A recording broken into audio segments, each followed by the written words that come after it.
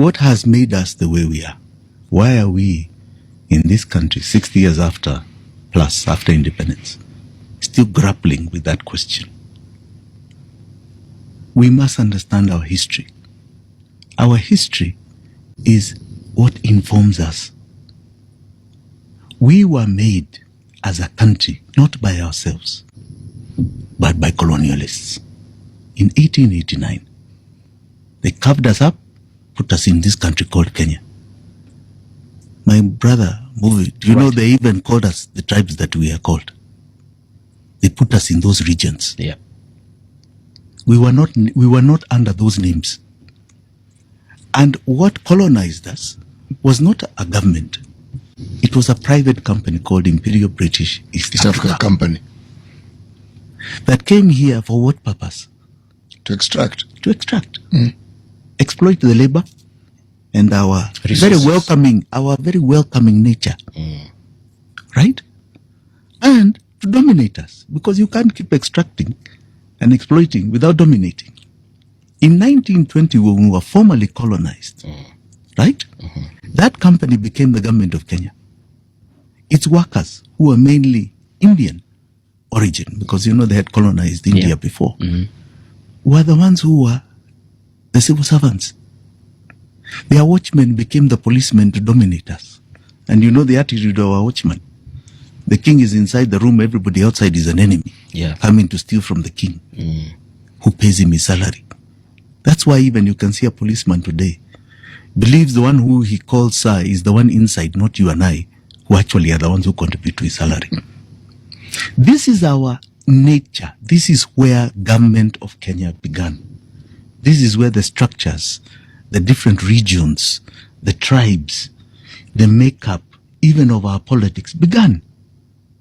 When there was the struggle for independence because of this oppression, the ones that went out to fight, mainly in the Mount Kenya region, were fighting for the whole country on the basis of freedom and land.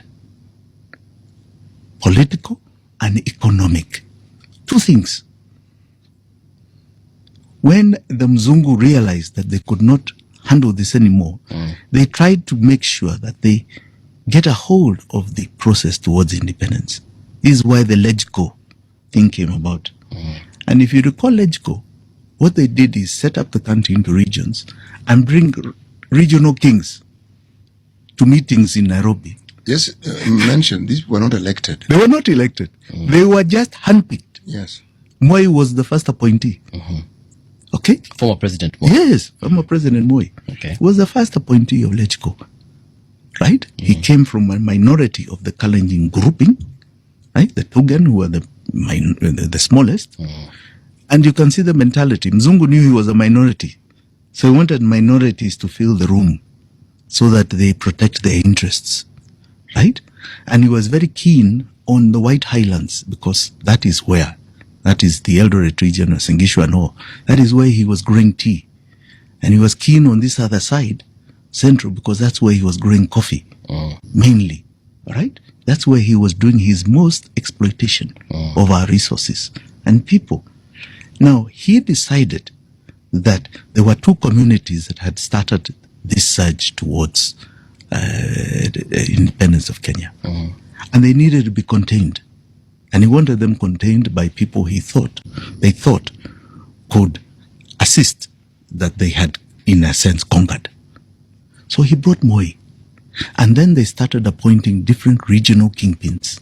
This is where the kingpin thing came out. The chief doms. The chief doms. Yes. It was actually a creation of that same entity. Yes, it was to manage us. Sort of we didn't have it. They are the ones even prior to that had started paramount chiefs in different regions. Just on the base, just to manage us and control us. Now political chiefs, right? To so-called manage and control us. This is what we talk today as regional kingpins or tribal kingpins. We are still carrying on the same kind of politics. But what was the entity? What was the end goal? The end goal, remember, for that Muzungu was always to continue exploiting, extracting, and dominating. That is what we started with as independent Kenya. A a government that changed hands from white to black. That's all. But the basic entity of it was still to exploit, extract, and dominate. And we have not fully changed. We continued our political struggle. And that is why we had the second liberation. Because now, the ones that took power entrenched single partyism. They entrenched laws that the Mzungu had brought, such as the Public Order Act. And you know, you were not born those days. Yes. CTU and I were around. And I can tell you, even a member of parliament needed a license from the OCS to come in, or a chief to address his own people. Or to address his own people in a baraza. Okay. Can you imagine that? It's crazy. That you had to apply as a member of parliament. You and I, if you had a party in your house of more than 5 people, the OCS That's a rally. That's a rally. No, it was called a night meeting. And you'd be arrested and charged for it. So they entrenched laws that kept us from gathering. You got to imagine that those laws meant, for example, that if you even imagined the president not being there, I don't know how they know that you're imagining. That was a treasonable offense. Now, we broke away all those in the second liberation. And the 2010 Constitution guaranteed us the rights that we have today. The right for mandamano, the right that you cannot, every offense is bailable, and so on. Right? And we have enjoyed it. The previous regime and this one have been trying to claw back those gains. But we must protect them and safeguard them, and we're not going to allow them to claw them back. We're going to grow them. But one thing we never achieved since independence is our economic liberation. Our resources don't seem to work for us. We've been made to believe that we are a poor nation. The government is everything. It will help us. It will do this. It will do that. We have never had our liberation. And I'll give you a static example. 45 years ago, China, this great nation that is now the second largest economy in the world, about to become the first. 45 years ago, the GDP, in other words, all that China produced, goods and services, was lower than Kenya's. I'm talking about 1978. Yes. Our GDP was larger than theirs. Yes. Tanzania's was larger than theirs. Their GDP was equivalent to that of Malawi. That's a country. We had fridges in our homes. The peasantry, which were majority, almost 1 billion people in China, did not even know a fridge in their home. Okay? Now, it took one man who got up and said, this cannot be the China that they had known 1,000 years before. And that something has caused them to be like that. Right? And he said, we're not going to deal with the politics. Right? China is too vast, too big, too complicated to get into political reforms. But what we are going to do, this was Deng Xiaoping, what we are going to do is change our economy. And I promise the Chinese economic liberation.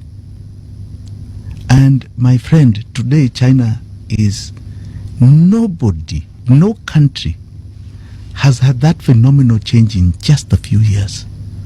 From that time to now, it has grown like 800 times.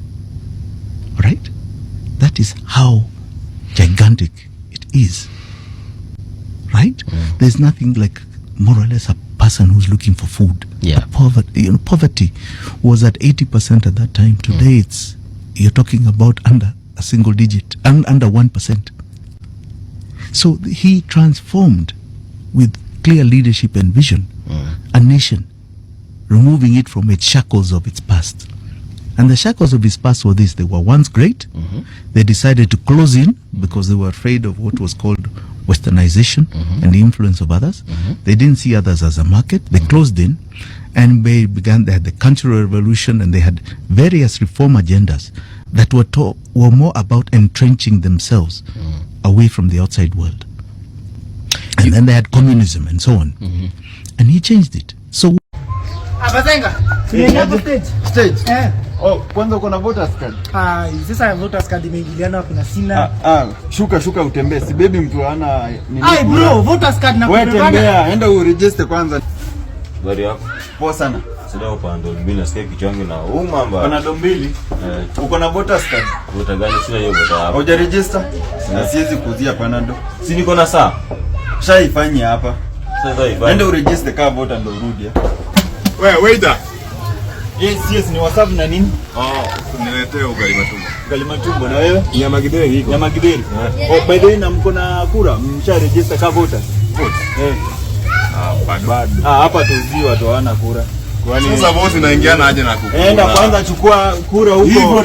Bwana, mkate moja ni how much? Mkate moja ni 65. 65? Basi nipe mbili. Uko na voters card? Voters card? Hii ya kupiga kura? Bado sijachukua. Enda uchukue kwanza ndio urudi nikuzie. Ai bwana. Enda chukua kwanza kura. Nimewaona kwanza na spend all day. Hadi ajaiva. Manze. Haya, jenzi mnafanya nini salon? Naona mko busy. Tunashuka. Mko na kura? Final word, Jimmy. I'll allow you 30 seconds to say something to Kenyans. my dear Kenyans, we are at a turning point in our history. And I call upon you all to participate with I and we in Safina in taking Kenya through the next phase of our liberation called economic liberation. I plead with you to seize this moment, to look at every single leader that comes before you attempting to take your vote, to articulate to you the issues of your life, the issues of the day in Kenya. This is a moment for you to change history. It is our moment as a country. It was started by Gen Z, and we must complete this journey of liberating Kenya from the shackles of what was created in 1920 by the colonialist. You must arm yourself with that voter's card. You must participate in an election that answers your question when you X the box. It must be you you're voting for, not Jimmy, not whoever else. It is you yourself you're voting for. Your question must be answered when you're Xing that box. And that question can only be the next phase of our liberation, which is the economic. Join us in that liberation. Thank you so much. That's where we come to a close. Hi Kenyans, mi sina maneno mingi. All I want to say is Ruto must go, like yesterday. Bye. Ati black chocolate ni fine melanin bana kutoka nikapate.